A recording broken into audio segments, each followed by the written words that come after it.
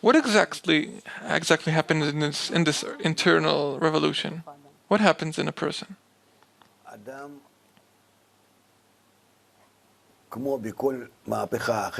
A person, like any other revolution, needs to be depressed from his current state.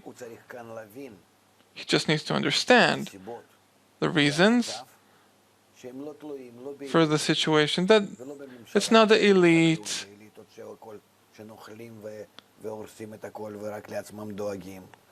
who ruin everything and only take care of themselves. He connects it to human nature. No one is to blame.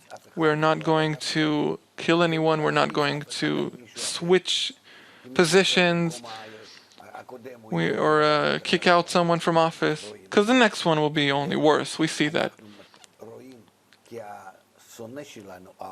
We see our enemy, who we hate, we see in that our nature, human nature. And what's the problem? The problem is that is the evil villain that sits within us, that the ego who thinks only of himself. I have some kind of animal inside of me that's constantly worrying about only about herself.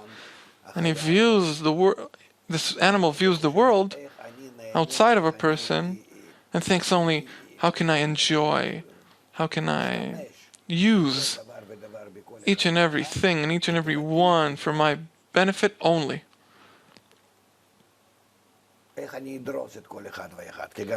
How will I crush everyone? Because that also brings me a lot of pleasure.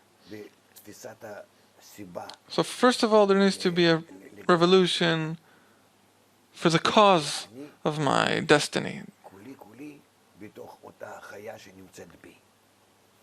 I'm dependent on this animal within me. And then we need to come to an agreement.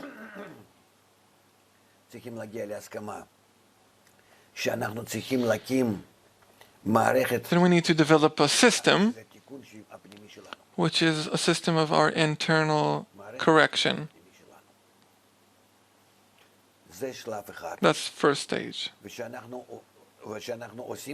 And that we actually take it into action. A system that we learn who we are, this animal, our nature, our ego, our evil inclination, and how it ruins everything, and how we have no possible way to overcome it and to govern it. It always governs us. No matter what I do, he's above me. As much as I want to rise above it, I always find in the end that it's him, maybe in a different form. It's him, this nature, this ego who governs me. I have no other way. And all this process is getting to know this evil. Knowing this animal? Yes, but how it's sophisticated, how it controls me.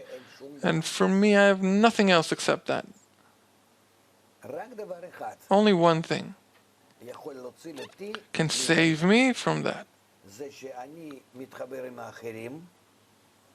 That I connect with others,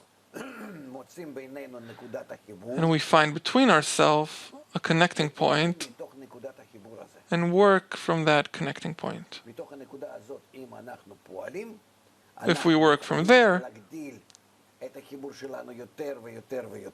we can rise our connection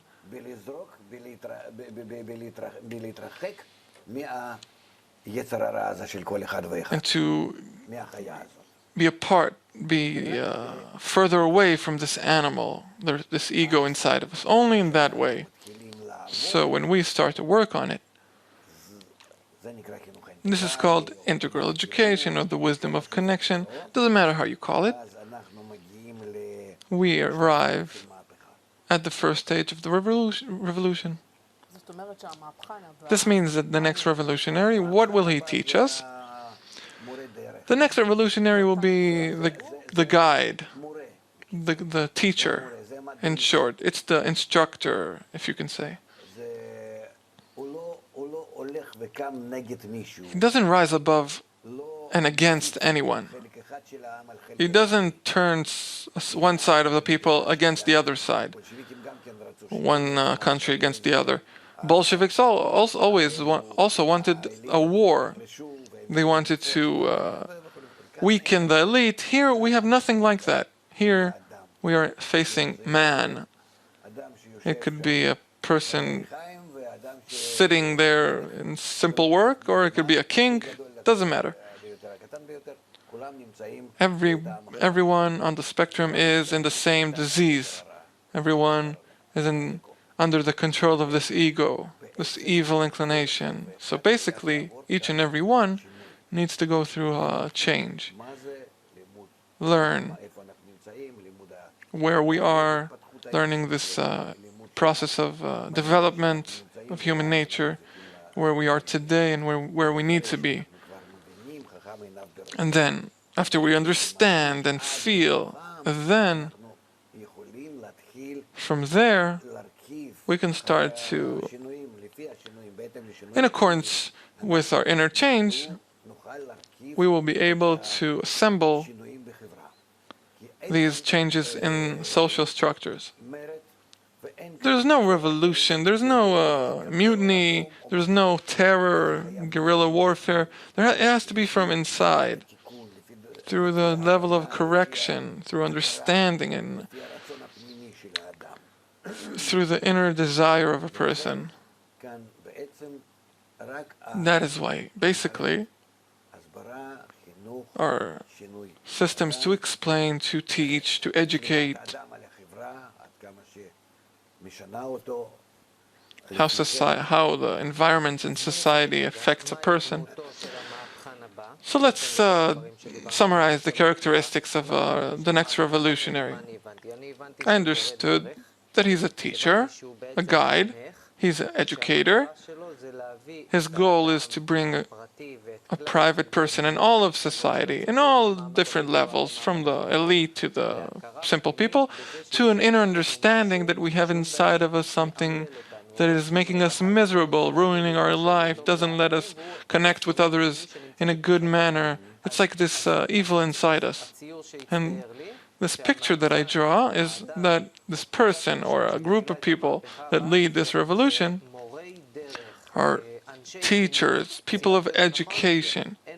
Yes, they have no characteristics of power, of going against something. No, we don't have any force here, because everything is through equilibrium. Inside this connection we find the strength for our change. And connection can be only between equals, meaning this teacher. He's knowledgeable, he has a lot of power, of course, but in his treatment to others, he's lower than everyone. He teaches everyone, he holds them together. There's no new elite. That's it. And afterwards, people will come that can work around everywhere.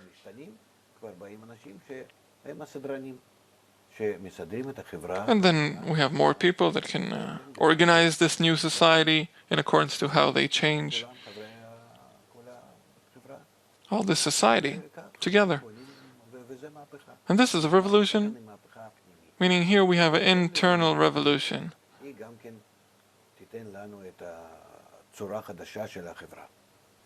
And this will bring us the new shape of society.